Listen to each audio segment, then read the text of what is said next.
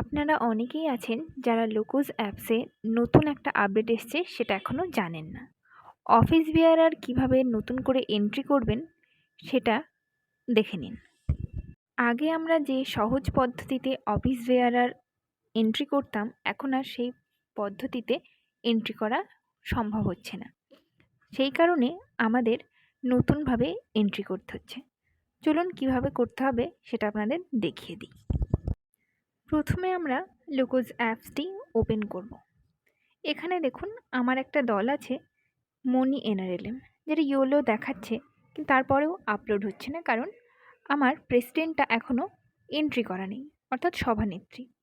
তো সেই সভানেত্রীটা এন্ট্রি করতে গেলে কিভাবে করতে হবে আমি আপনাদের দেখিয়ে দিচ্ছি। দেখুন, এসএইচজি প্রোফাইলে যাব এবং সেখানে গিয়ে আমরা দেখতে পাবো এই যে এই মেম্বারটাকে আমরা সভানেত্রী করতে চাই।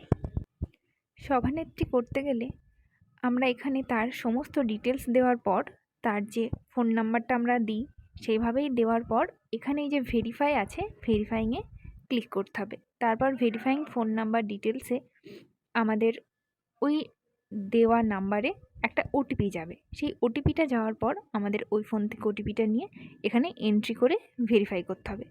তাহলেই আমাদের প্রসেস কমপ্লিট হয়ে যাবে।